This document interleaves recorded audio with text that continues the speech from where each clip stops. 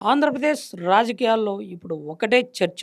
ముఖ్యమంత్రి చంద్రబాబు నాయుడు తన రూట్ మార్చారు. గతంలో లాగా కేవలం నచ్చజెప్పడాలు, క్లాసులు తీసుకోవడాలు ఉండవు. ఇకపై అంతా యాక్షన్ మాత్రమే.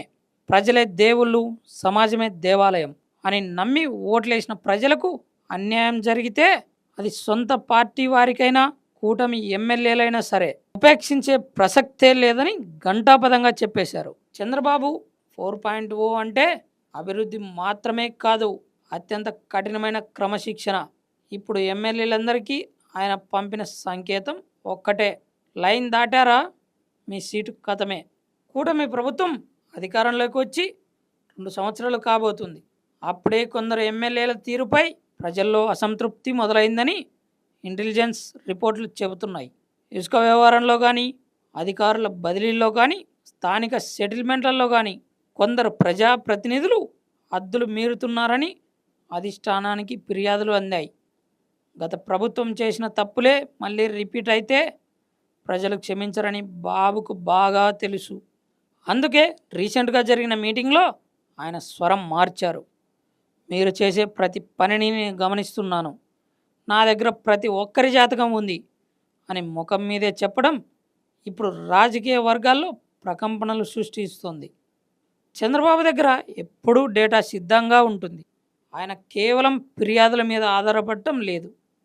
నియోజకవర్గాల్లో ఎమ్మెల్యేల గ్రాఫ్ ఎలా ఉంది, ప్రజలు వారిని ఎలా చూస్తున్నారు అనే దానిపై ఎప్పటికప్పుడు సర్వేలు చేయిస్తున్నారు.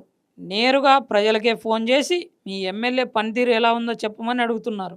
పైసా అవినీతి జరిగినా సరే ఆ ఎమ్మెల్యే టికెట్ వచ్చే ఎన్నికల్లో ఉండదని స్పష్టం చేశారు. ఇది కేవలం వార్నింగ్ కాదు, ఇదొక రెడ్ సిగ్నల్.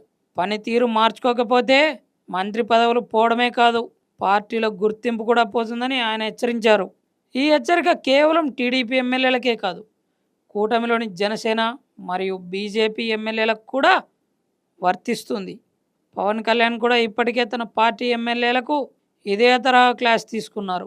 ప్రభుత్వంపై మచ్చపడకుండా ఉండాలంటే అందరూ కలిసికట్టుగా నిజాయితీగా పనిచేయాలని ఇద్దరు నేతలు నిర్ణయించుకున్నారు. అధికారం వచ్చింది కదా అనే అహంకారంతో ప్రవర్తిస్తే అధపాతాళానికి తొక్కుతారు అన్నది బాబు సందేహం.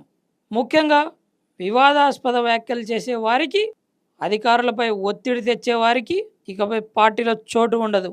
రాజకీయాల్లో గెలవడం ఒక ఎత్తు, గెలిచిన తర్వాత ఆ నమ్మకాన్ని నిలబెట్టుకోవడం మరో ఎత్తు. చంద్రబాబు నాయుడు ఈసారి ఏ విషయంలోనూ కాంప్రమైజ్ అయ్యేలా లేరు. 2019 నాటి ఫలితాలు మళ్ళీ పునరావృతం కాకూడదంటే ఎమ్మెల్యేలు గ్రౌండ్ లెవెల్లో పనిచేయాల్సిందే. లైన్ దాటితే కథమే అన్న బాబు మాట ఇప్పుడు ఎమ్మెల్యేల గుండెల్లో రైళ్లు పరిగెత్తిస్తోంది. మరి ఈ హెచ్చరిక తర్వాత ఎమ్మెల్యేల తీరు మారుతుందా, అభివృద్ధి వైపు అడుగులు పడతాయా అన్నది వేచి చూడాలి. మీరేమనుకుంటున్నారు? చంద్రబాబు తీసుకున్న ఈ నిర్ణయం సరైనదేనా? ఎమ్మెల్యేల పనితీరుపై మీ అభిప్రాయం ఏంటి? కింద కామెంట్ బాక్స్లో తెలియజేయండి. ఇలాంటి మరిన్ని వీడియోల కోసం మన ఛానల్ని సబ్స్క్రైబ్ చేసుకోండి.